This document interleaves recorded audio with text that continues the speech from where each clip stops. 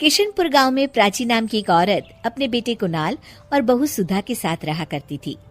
सुधा स्वभाव से बहुत ही कामचोर होती है और आए दिन काम न करने के नए नए बहाने बनाती रहती है, जिसकी वजह से अक्सर घर में कलह भी हो जाया करती है। अरे बहू, तुमने बर्तन क्यों नहीं किए? वो माँ जी, मेरी उंगली कट गई थी सब्जी काटते वक्त, इसलिए नहीं कर पाऊंगी। तो क्या हुआ, बर्तन तो कर ही सकती हो। नहीं ना माँ जी, सर्फ लगने से कटे हुए भाग में दर्द हो जाएगा। आज के लिए बर्तन आप ही कर लीजिए। इस तरह से सुधा रोज काम ना करने के नए नए बहाने ढूंढ ही लेती है।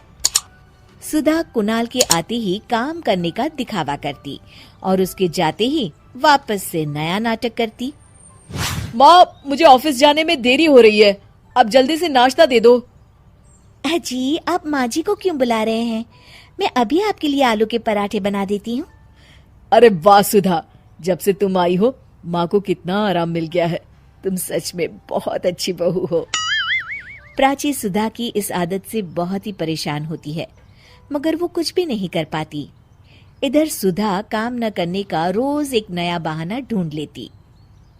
अब कोई ऐसा बहाना बनाऊंगी जिससे माँ जी की चिकचिकी खत्म हो जाए और वो मुझे काम के लिए बोलना ही छोड़ दे। सुधा रसोई में जोर जोर से चिल्लाने का नाटक करती है और प्राची भागी भागी उसके पास आती है। क्या हुआ बहू? पता नहीं क्या हुआ माँ जी, अचानक आंखों में कुछ चला गया, दिखाई नहीं दे रहा मुझे। अरे कैसी बातें कर रही हो, आंखों को अच्छे से धोकर मसलो ना। आंखों को बहुत बार धो लिया मैंने, मगर कुछ भी नहीं दिख रहा अभी। और इस तरह उस दिन से सुधा अंधी होने का नाटक करने लगती है और घर का सारा काम प्राची के सर आ जाता है। वो समझ भी नहीं पाती कि आखिर सुधा को हुआ क्या। इधर सुधा की ऐश हो जाती है। वो अब बिस्तर पर बैठे बैठे हुक्म चलाती रहती है। माँ जी, जरा चाय तो पिला दीजिए ना। हाँ बेटा। प्राची को शक हो जाता है कि सुधा नाटक कर रही है और वो अपने तरीके से पता लगाने की कोशिश करती है। प्राची घर में आई स्पेशलिस्ट डॉक्टर को बुलाती है। देखिए ना डॉक्टर साहब, मेरी इतनी प्यारी बहू को न जाने किसकी नजर लग गई। हुआ क्या? अरे देख ही नहीं पा रही वो तो। क्या हुआ है आपको? पता नहीं डॉक्टर साहब, कुछ दिखाई नहीं दे रहा मुझे। ठीक है, मैं चेकअप करता हूँ। क्या हुआ है इसे? चेकअप में तो कुछ भी नहीं निकला है। इसका मतलब मेरा शक सही था, ये सिर्फ नाटक कर रही है। फिर भी डॉक्टर साहब, कोई तो इलाज होगा ना। सुधा घबरा जाती है। माँ जी, आप क्यों मेरी आंखों के पीछे पड़ गई हैं? मैं जिंदा हूँ, क्या ये काफी नहीं है? आंखें भी ठीक हो जाएगी ना धीरे धीरे। नहीं बहू, तुम तकलीफ में हो ये मैं देख नहीं पा रही। डॉक्टर साहब आप देखिए ना, कोई तो इलाज होगा इसका। मुझे कोई इलाज नहीं करवाना। मेरी आंखें भगवान की मर्जी की वजह से गई है और उनकी मर्जी की वजह से वापस आ जाएगी। देखिए, मैं दवाई लिख देता हूँ और आप इनको क्लिनिक पर ले आना। डॉक्टर तो चला जाता है, मगर सुधा अपने बिस्तर से टस की मस नहीं होती और अगले कुछ दिन भी प्राची को ही काम करते रहना पड़ता है। पानी सर के ऊपर से गुजर गया है, ये ऐसे नहीं सुधरने वाली। कुछ दिनों बाद प्राची कुछ काम से घर से बाहर गई होती है। हे भगवान, बहुत तेज भूख लगी है, पता नहीं माँ जी कब तक वापस लौटेगी, तब तक अपने लिए कुछ बना ही लेती हूँ। सुधा कुछ बना ही रही होती है कि तभी प्राची अचानक से लौट आती है। हे भगवान, माँ जी तो बहुत जल्दी लौट आई। जल्दी जल्दी चूल्हा बुझाने के चक्कर में उसके पल्लू में आग लग जाती है और वो जोर जोर से चिल्लाने लगती है। ये आवाज कैसी? प्राची भागी भागी रसोई की तरफ आती है। अरे बहू, ये आग कैसे लगी और तुम यहाँ क्या कर रही थी? पहले मुझे बचाइए माँ जी। प्राची फटाफट उसके ऊपर एक चद्दर डाल देती है और आग बुझाती है। सुधा के अंधे ना होने का सच अब सामने आ जाता है और वो प्राची से आंखें नहीं मिला पाती। ये सब क्या है बहू? मुझे माफ कर दो माँ जी। मुझे तुम पर शक पहले से ही था बहू, मगर काम चोरी इस कदर भी ना करो कि खुद को ही नुकसान हो जाए। ये हमारे घर का ही तो काम है ना बहू। अब और शर्मिंदा मत कीजिए माँ जी। मैंने आपको इतना तंग किया हमेशा, फिर भी आपने मेरी जान बचाई। कोई बात नहीं बहू, सुबह का भूला अगर शाम को घर लौट आए ना तो उसे भूला नहीं कहते। चल अब अपने हाथ की चाय तो पिला दे जरा। जी माँ जी।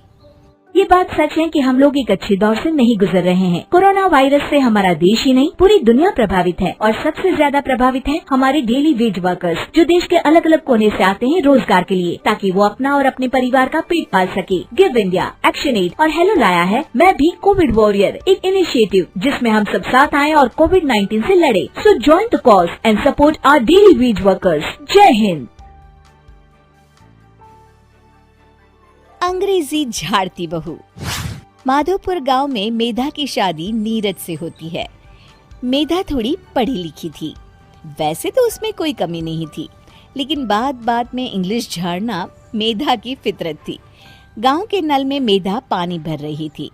नल की लाइन में ढेर सारी औरतें खड़ी थी कि अचानक मेधा कहती है, oh my god, it's too hot. पास खड़ी औरत बोल पड़ती है, अरे आई बड़ी हमें हट बोलने वाली।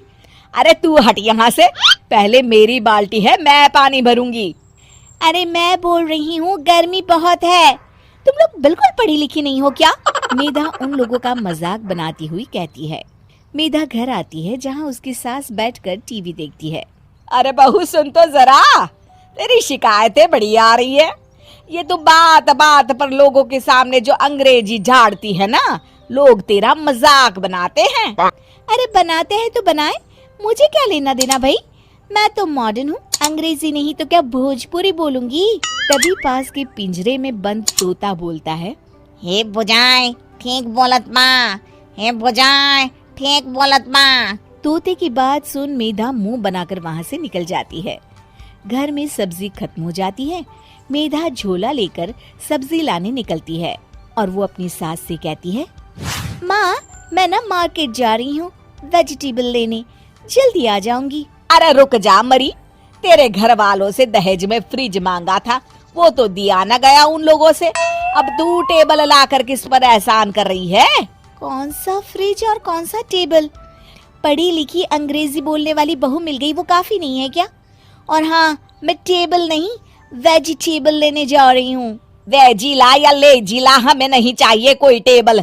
वो मैं भी किसे समझा रही हूँ, कहीं आपके साथ रहकर मैं भी गंवार न हो जाऊं।